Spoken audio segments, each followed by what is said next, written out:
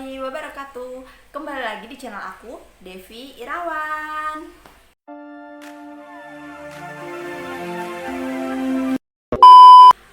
Oke, kembali lagi di channel aku teman-teman. Jadi kali ini aku bakalan ngebahas soal cara mencegah keputihan dan cara mencegah supaya vagina tidak berbau tak sedap. Oke, langsung aja pada intinya.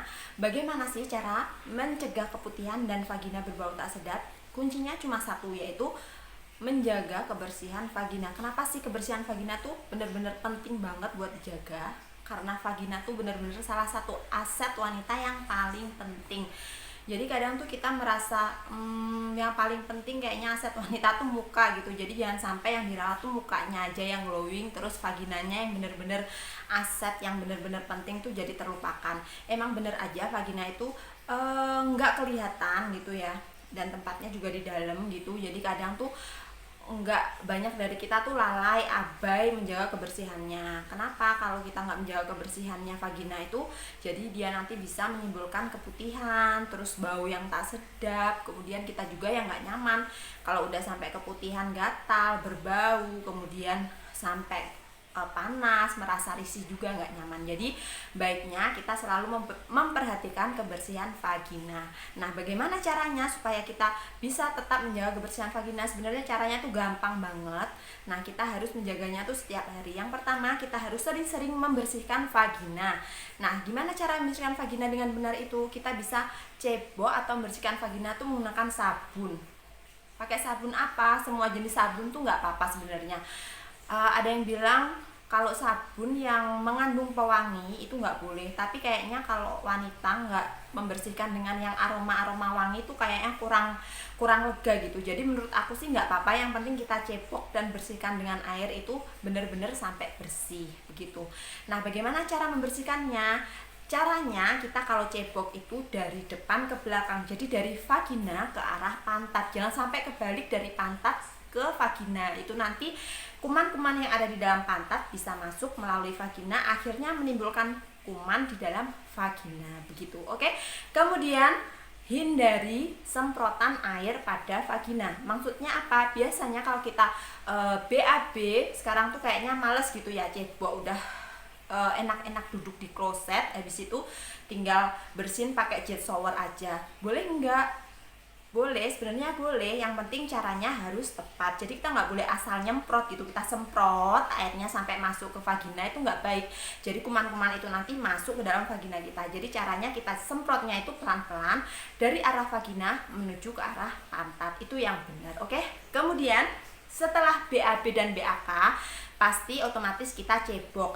Nah, setelah cebok usahakan kita harus mengelap vagina. Jadi usahakan sebelum memakai celana atau celana dalam, vagina dalam keadaan kering. Jadi kita bisa lap dulu pakai tisu atau menggunakan handuk kering gitu sampai kering. Habis itu baru kita pakai celana atau celana dalam supaya vagina kita itu enggak lembab. Kenapa? Kalau lembab pasti dia menimbulkan banyak jamur yang memicu jadi bau tak sedap, kemudian bisa menimbulkan keputihan.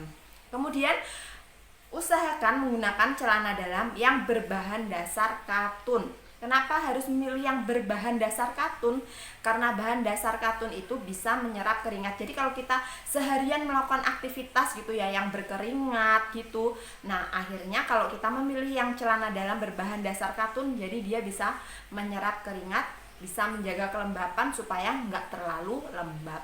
Nah, kemudian lebih baiknya kalau misalkan kita nggak melakukan aktivitas di luar ruangan, lebih baiknya kalau misalkan di rumah aja gitu ya, mendingan pakai celana pendek atau short. Jadi nggak usah memakai celana dalam. Kenapa? Sebaiknya emang begitu sehatnya. Jadi vagina itu nggak tertekan terus dengan menggunakan celana dalam, biasanya kan ketat gitu ya. Jadi kalau menggunakan short atau celana pendek kalau kita di rumah itu, jadi sirkulasi udara ke vagina itu juga lancar, juga mengurangi kelembapan pada vagina. Begitu. Jadi poin yang paling penting sebenarnya khusus buat para wanita yang udah menikah. Jadi setelah kalian melakukan hubungan suami istri, usahakan mencuci dan membersihkan vagina terlebih dahulu. Jadi setelah kita melakukan hubungan seksual, setelah selesai kita ke kamar mandi, kita bersihkan vagina, kita cuci dengan sabun dengan air mengalir yang benar-benar bersih. Habis itu baru kita lap menggunakan tisu atau handuk kering. benar-benar dia udah terjaga kebersihannya, udah kering, baru kita menekan celana atau celana dalam. Misalkan udah malam baru kita istirahat. Soalnya nggak jarang dari kita kalau misalkan habis berhubungan itu malam hari, pasti kita tuh udah males, keburu ngantuk gitu ya. Terus habis itu cuma dilap tisu aja, habis itu kita tidur. Nah itu tuh nggak baik. Kenapa nggak baik? Karena kuman-kuman bekas cairan itu pasti lembab, masih tertempel di sekitaran vagina, akhirnya menimbulkan jamur. Kemudian pagi harinya pasti baunya tuh udah nggak sedap gitu. Jadi usahakan cuci dulu, bersihkan dulu, habis itu baru kita tidur pasti udah nyaman karena dalam keadaan bersih itu tadi. Jadi intinya kita sebagai wanita harus benar-benar memperhatikan dan menjaga kebersihan vagina supaya terhindar dari yang namanya keputihan, bau tak sedap, dan penyakit-penyakit di organ intim kita. Semoga kita semua selalu diberikan kesehatan, amin amin ya robbal alamin. Oke, sekian penjelasan aku kali ini, semoga bermanfaat, dan aku minta maaf apabila ada salah-salah kata. Jangan lupa like, comment, share, and subscribe channel YouTube aku supaya aku lebih semangat lagi buat video-video yang bermanfaat lainnya. Sekian dari aku, semoga bermanfaat. Assalamualaikum warahmatullahi wabarakatuh. Dadah.